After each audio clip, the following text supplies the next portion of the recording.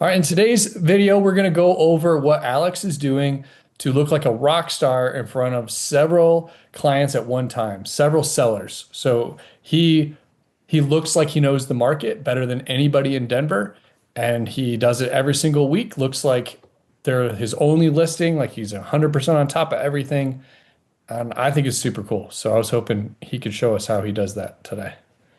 Yeah, 100%. With stacking listings, if that's your game, it can be a challenge right now, right? With people constantly asking questions, what's going on, feedback, agents not leaving feedback, and just constantly preemptively letting them know you understand things more than they do, but yet sharing it in a way that's not an hour a week conversations.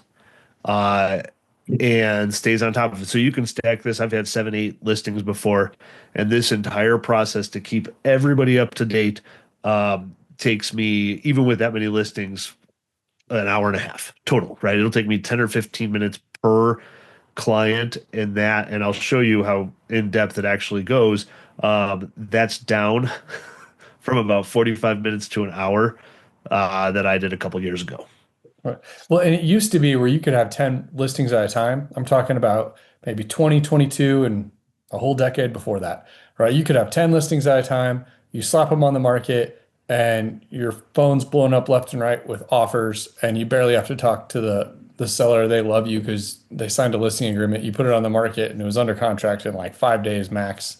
Yep. Those days long gone. Now the game is, how come I don't have an offer yet? I think you're worthless. What are you bringing to the table? I hate you because you're an agent. My house isn't selling, right? So Your to, fault. everything's your fault. You're a terrible person, right? So to survive in this market and look like you're really taking care of them and you're worth the commission that they're paying you, it takes a bit more. And Alex has used AI to just do all that for him. Yeah. Yep. It's taken a bit to dial in the system and even know what to say. It's like you have an assistant there that you almost don't know how to guide a lot of times until you really start getting into it. And I heard a good comparison the other day, listening to one of the founders of it and talking about how older people, and myself included, use ChatGPT and other AI programs versus how kids are using it. And he said it's night and day different. You older people are using it like an advanced Google. And he said these younger people are literally using it like a human being. Um, and it doesn't even compare, right? The usage out of it is going to come leaps and bounds so much quicker. And yeah, it's fascinating, but I use it on an hourly basis easily, and it takes what, yeah, I mean, it saves me probably 20 to 30 hours a week easily between all the different ways I use it. Well, let's focus in on those weekly emails that make you look awesome. Okay. So to start off with, let me share my screen here with you. Um, okay. The first thing I do is collect data, right? So right now I've got three active, I've got a couple under contract. Um, and step number one is getting information into a spreadsheet, right? So this is the manual part of it. Still figuring out how to do this automatically now that ChatGPT just released their ability to control your screen, and like that's been released to everybody or at least a select few. And I'm on that list. Uh, I'm figuring out how to make it go to all these sites individually. But essentially, I go in, we'll take this listing on Lamar, for example. So this last week, I go in to the MLS. I start there. This is the number one place 95% of your buyers are going to come from. And I go into the MLS and I look for my listings, and then I get the hit counter basically on from the MLS. So this house has gone out to 383 people total. Um, there's the number, and so I just go through weekly and see how many more people was it sent to. Right? If you change the price, you're going to see this number bump up. Um, and then how many people viewed it on the MLS. So randomly, we had 12 views and only 6 emails sent this week on it, meaning that a few more buyers were starting to poke around that got the, listing weeks ago. And then I go through and I track how many people favorited it, how many new possibilities. And then I do the same thing. I go through Zillow and I look for how many views it's had. I fill that out, how many saves. And so a little bit of a manual process on Zillow because it only tracks the last 4 weeks. So if you've been on the market for more than 4 weeks, you kind of got to do a little bit of math there. And then I do the same thing for homes.com, right? Which replaced HomeSnap. And they're getting quite a bit of traction lately. And so I go through and I track it along with my personal website view. So this is kind of the advanced step. If you want to go one step further and you have your own website, which I'll be frank with you, my website does not attract a whole lot of buyers, and I pay a lot for it. But this just shows I am going above and beyond because in order to get views on your personal website, you have to advertise it. Okay, and that's where the social media reach comes in, as well as the listing video views.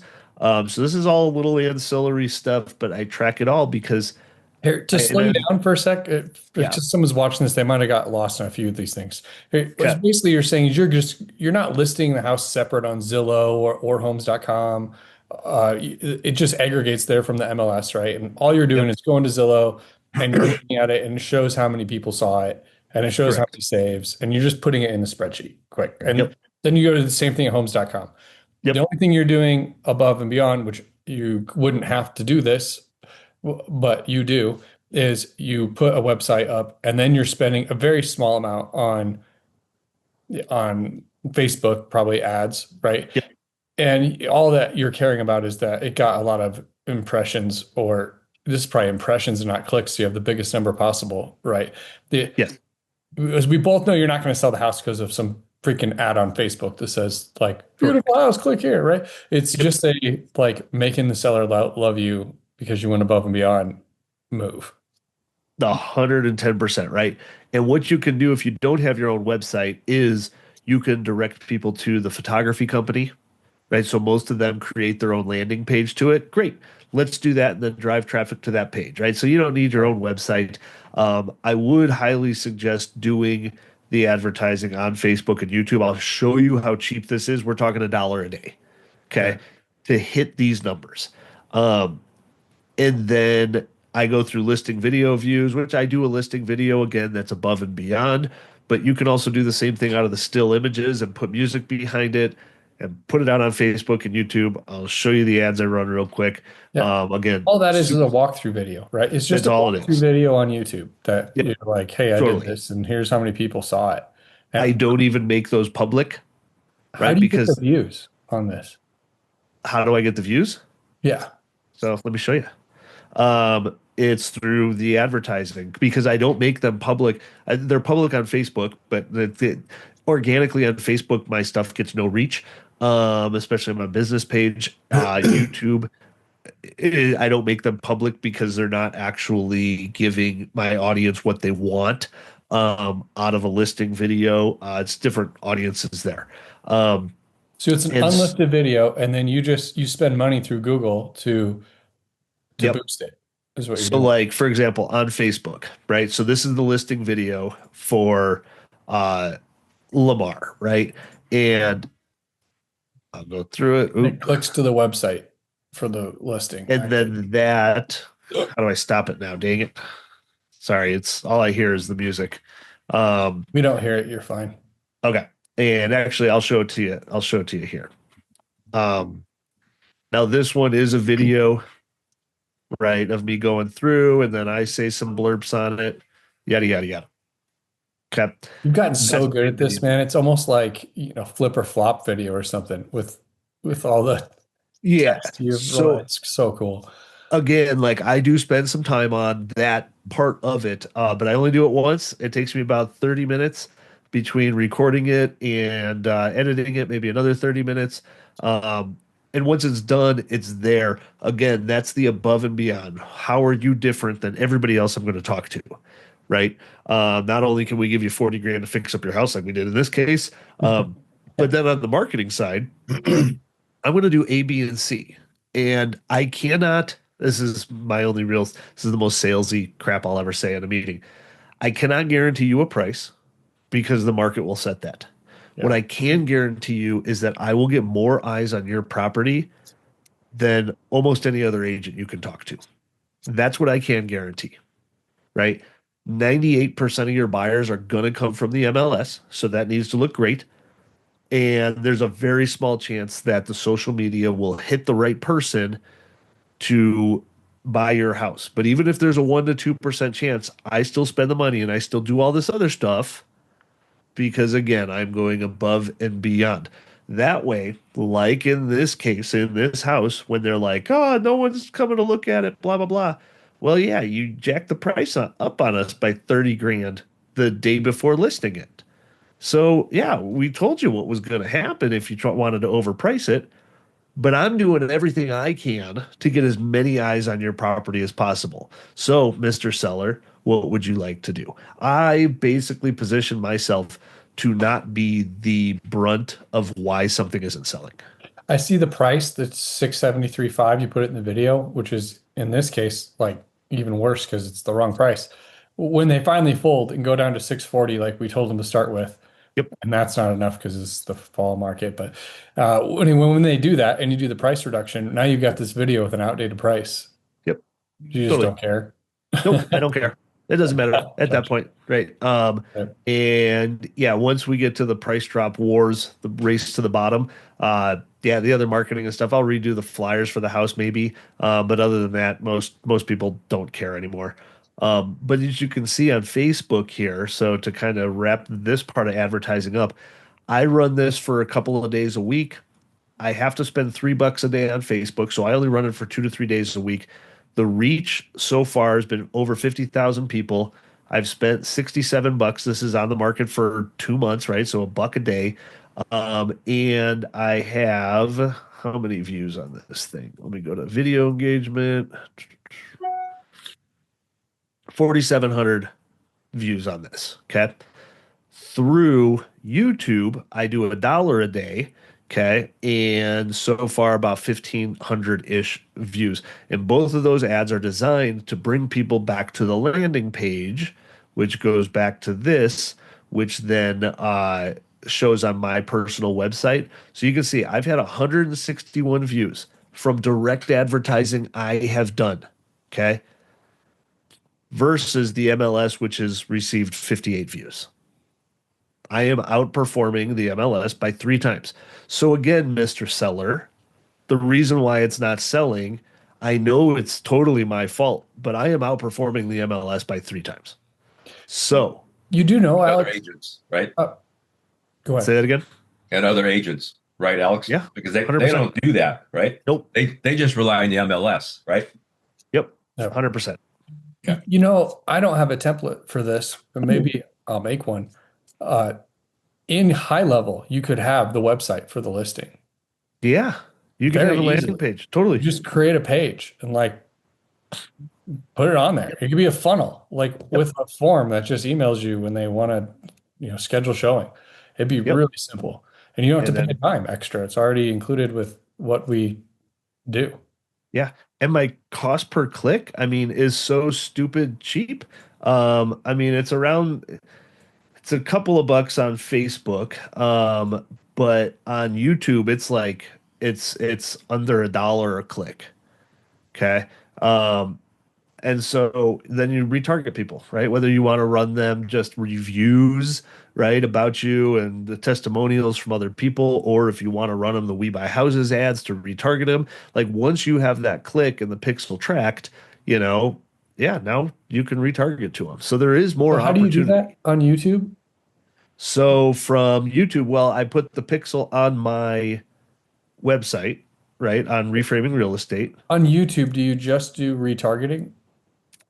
No, on YouTube, I open this up to the entire country, uh, and I just hit go. I just let it fucking go because 30% of the buyers are from out of state. Show us how you do that. All right, you upload this video on YouTube, and then how do you? So, for example, this one, I spent $32 on it over the course of a month, had 6,400 impressions, 1,900 views. I get it. Cost You just per. create a new campaign, you make it a video ad on YouTube, and Yep. you just have no budget or well, $1 a day budget, and you say it has to be in the US and you call Yep. it. 100%. All right. We don't need to Yeah. get more in the weeds on this. And so all of these clicks there on going back to the listing activity, um, all of these clicks on my personal websites, all 161 of them for this listing cost me whatever, $90 so far, $100. Yeah. Okay. And it all goes back to the landing page of the listing where they can see all the photos, blah, blah, blah. So every week, do you manually grab the numbers off of each platform? Yes. So that's Okay, the so part that takes me about 5 minutes per listing. all right, so you Right. manually fill out the spreadsheet every morning. That's why there's like a week ending date and a column for every single week. You Yep. manually fill this out, and then what do you do with ChatGPT to get? Yep. So once I have that, I put the showings into how many showings we have. And so basically what I do is I come in here and I download a CSV. Okay. So I have this conversation trained with ChatGPT. Okay. This goes back many, many months. And it can change some things up occasionally, but all I basically have to do is say, give me the preferred weekly update for this listing. And then I add the file.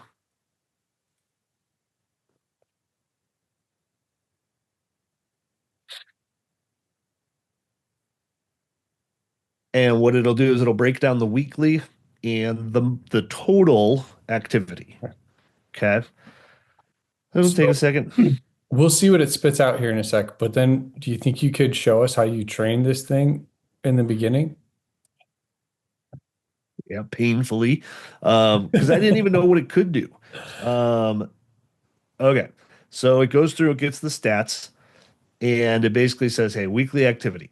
We had 6 emails, 12 views, 200% open rate, one favorite, plus two possibilities, Zillow views, Home.com's views.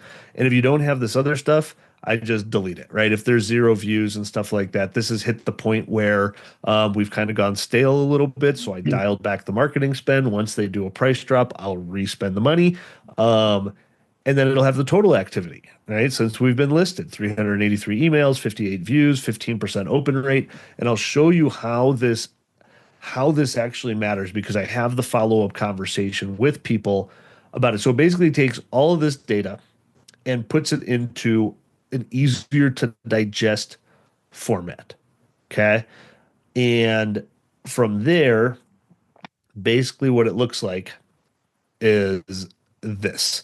And I have a little blurb up front that says, here's your weekly update. I'll reach out to everyone who has marked your house as their favorite or possibility. Social media spending is no longer reaching the audience. It's common after several weeks. Listing has kind of gone stale.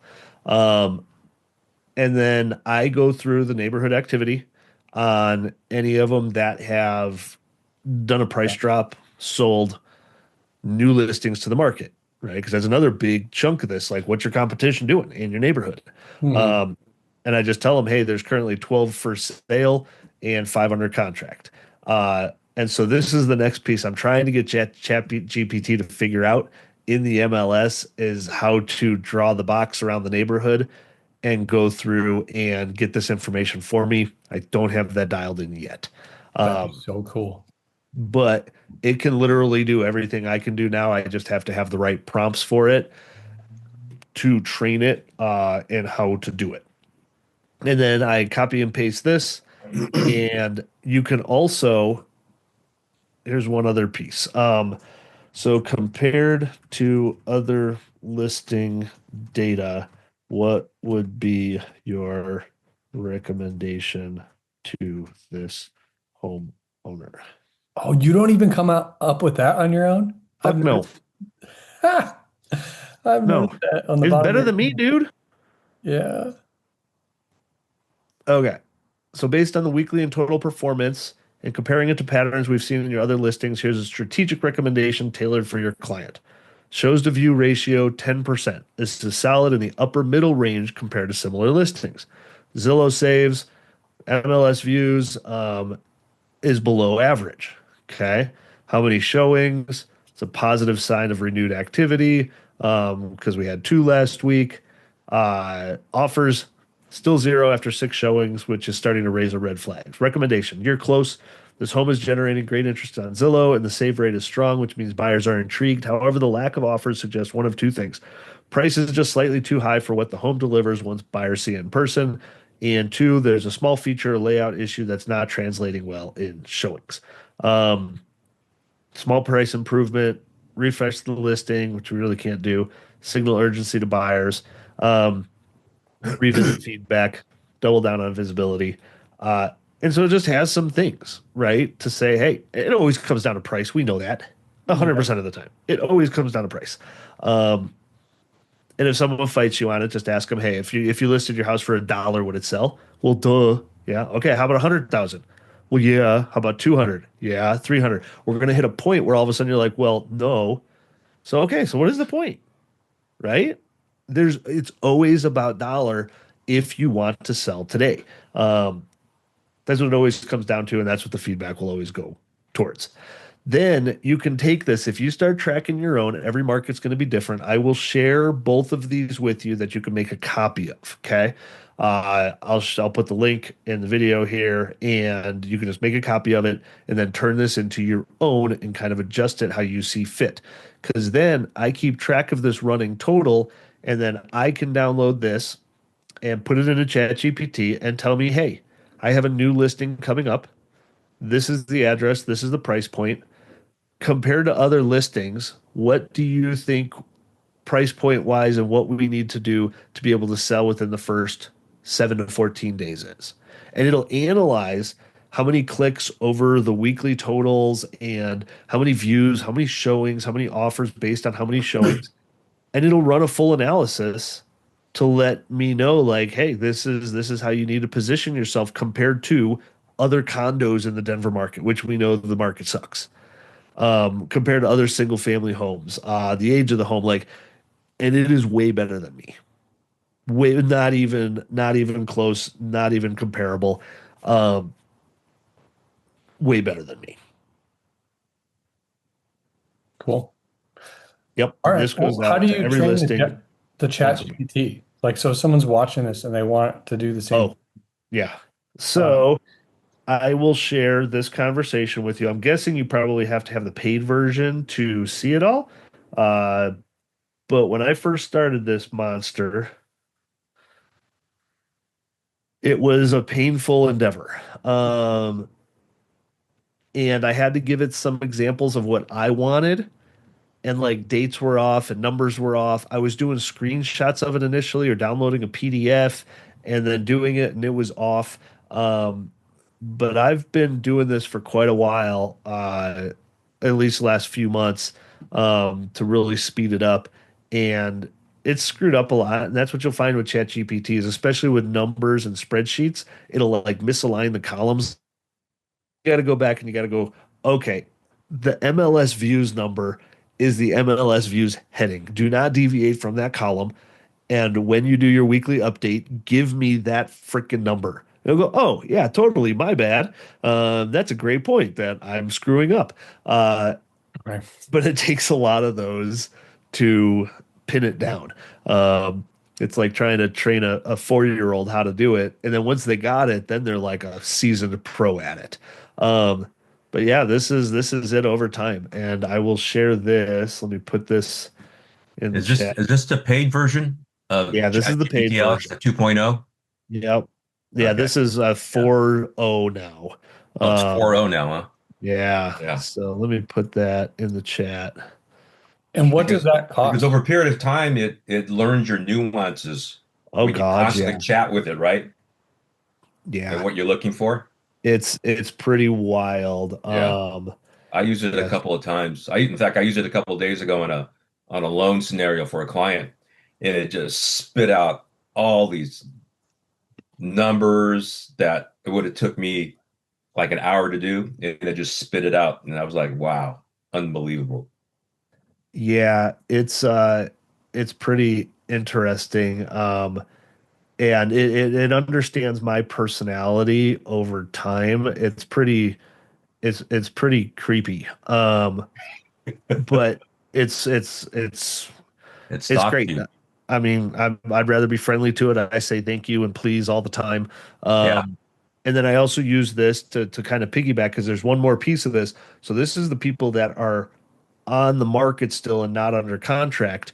Um, but I use this for my weekly email with my clients, and I just go, oh God. And so I'll do this in 5 minutes now. The weekly email that I send out through Go High Level. I do it with you guys, the meeting this morning. Like that took me 45 seconds to draft up. I gave it the idea, hey, you know the weekly emails I send. And that's the thing is like when it gets a track record of what you're doing, you give it some examples and then you go, hey, like I'm sending a weekly email to all of my clients and I want it to be about what's going on with buyers right now in the market. And it'll go through and it'll like this is one of my weekly, this was last week's, right? I said basically I go in, let me see if I can find a so I got an article from homes.com or something. And I said, hey, can you take this article and mold it into my preferred weekly email? I'd like you to take the highlights out of this article and provide value for my audience. And then I give it the link. And then it comes up three headline ideas. Builders are desperate. Here's how to win. Perfect. There it is. That's my headline. I don't have to freaking overthink it. Um, and then it goes through and it says, hey, hope you're staying cool this week. Here's your latest Denver real estate snapshot. Inventory is rising, especially with new construction, giving buyers more leverage. Over 50% of homes sold under ask price in the last month, and homes are sitting longer. Pricing is mostly stable, but there's cracks in some price range. And then it goes through and it gives me, here's what you need to know. And so I copy this whole thing, I edit it briefly, and there's my weekly email. It just disseminates the article and gives me the bullet points on it. And it's of great value. And my weekly readers of it love it. Um, and then I'll take this video, for example, I'll put it up on YouTube. I'll take the transcript off of YouTube. And then on the weekly recap that I send out tomorrow of this call, I'll say, hey, take the bullet points out of this transcript and tell me what this video is about and provide value for the agents on this weekly email to give them a summary of this, video. And it'll pull out the solid points in it, make it kind of clickbaity and whatever to get people to open it. And it works really well. So this part, before I go on to what I send for people that are under contract, because this is fun. I just started freaking doing this one. And I was like, oh, why have I not been doing it? Any questions on the listing part and keeping up with the Yeah. sellers? How much is the paid chat GPT? It's like 22 or 25 bucks a month. Okay, cool. I've Yeah. been paying $100 a month for something called Poe, and it's an aggregator. So it gives me everything, like the new Grok, the Claudette, the ChatGPT. So just throwing it out there too is there's another Yeah. option too because this world keeps changing so fast. Yeah. So if you get, but $20 a month for ChatGPT is probably a better option. Yeah. I mean, yeah. Right. I don't know, I haven't looked at the other ones. I haven't really needed them for what I do. Yeah. But yeah. So then on to the second part that I automate, or the third email I automate every week, is once they're under contract. So through CTM, whatever docs management software you guys use. So what I do now is I took this document, which this is what I used to do for every single listing. So I took all the dates and deadlines, right? Earnest money deadline, property disclosure, association, HOA docs, record title, and made a brief description of what all of the, what them they mean to a seller, right? Okay, due diligence docs deadline is coming up. What does that mean? Well, I sent them all your due diligence docs already, and who's responsible for what in the transaction? Because that's what nobody knows. When you go under contract, you can prep and prep and prep as much as you want. But when you go under contract, you're like, okay, now what? Like, okay, well, there's not a whole lot for you to do, Mr. Seller, right? But every Monday morning, I'm going to send you this email which says what dates and deadlines are coming up, who's responsible for what.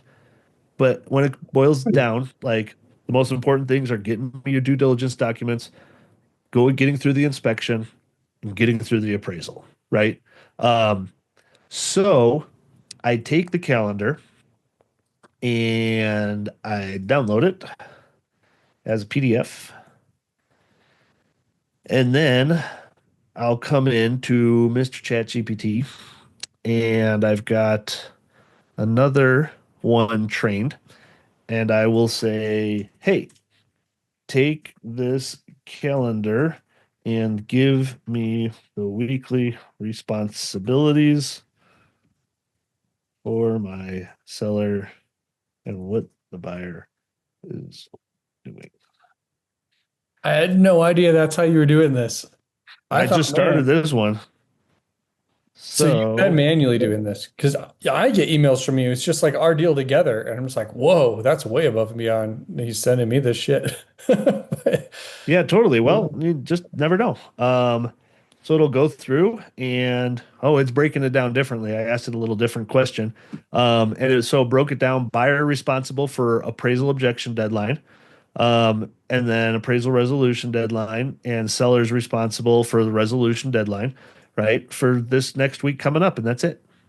Right. And so it'll take the first week. This is how it looks. Um, so it'll go through and it'll say this week, Monday, August 4th, all the record title deadlines. Who's responsible? Buyer, buyer, buyer. Due diligence docs delivery deadline. Seller. Done. Boom. Goes back to buyer, buyer responsible. Then Tuesday, then Wednesday, title resolution deadlines. Thursday, like, Cool. so everything is laid out, and they're going to have questions, but here it all is. This is what's coming up this week, and then what's coming up next week. Right? Just appraisal objection and resolution deadlines. So this is our heaviest week. Let me know if you have any questions, right? And I go through in the beginning and I'll say, hey, biggest thing this week is getting the inspection resolution done. So we'll focus there, but here's everything else. And so it takes that calendar, it takes all of that doc that I gave it, and it does this. This one used to take me a hot minute. Even copying, pasting every single date and deadline, I still spend a good 30 minutes on this email to this seller. And now it's literally 2 minutes. Done. Hey, Alex, isn't this part of the TC's responsibility too, or no? Yep, 100%. But ask me how many times I've had a TC miss the ball, drop the ball, right? Yeah, It that's just true. happens, Yeah, yeah, I get so it. yep, if I can do it in 2 minutes, Yeah, I will. if you can save $1,000, right? So Yep, instead of paying yep. them, okay, Yeah, gotcha. and I CC her on it as well. Yeah, We still have a TC to because we're a small brokerage, so we're not, in any of the big guns that constantly have it. But yeah, we still pay her to manage all the doc files, and you know, right. yeah, like I said, if I can do it in 2 minutes, Yeah, then I will do it in 2 minutes. right. Period. Right. Gotcha. I still have her loaded up to the MLS and all that stuff. But I mean, we had one on Yosemite just a couple months ago that she listed it as a 0 bedroom by accident, and I missed it, Wow. and so we had no traction on it. They had the first weekend out, and so it shot us in the foot a little bit. Market did too, but yeah. So then, Gotcha. yeah, I mean, the when I have a conversation and someone talks to me, I reference the weekly emails and I go, "Hey, look, this is what I'm doing marketing wise. This is the views we're getting. We're only getting 5% of people to click on your listing, which means from the email that they have, they see better options. They're not willing to click on it. Or, hey, we've got 25% of people clicking on this, but then they're not setting a showing. So that means they look through it and based on the bed bath configuration or whatever, they're not setting a showing. Or, hey, we're getting a lot of people to look at it, but no offers to come in or all the offers are low. Everything goes back to price, but at least I can narrow down which part of the process we're dropping the ball. Um, and yeah, it makes it look like you're doing. I've never gotten the question, well, what are you doing, to sell my house? This is 100% what I'm doing, and I'm keeping you posted at the step of the way. What questions can I answer? Right. Over and Uh, above. That's it. it's it. That's it. Do more now to prevent those uncomfortable conversations, people withdrawing from the market, thinking you're not doing your job.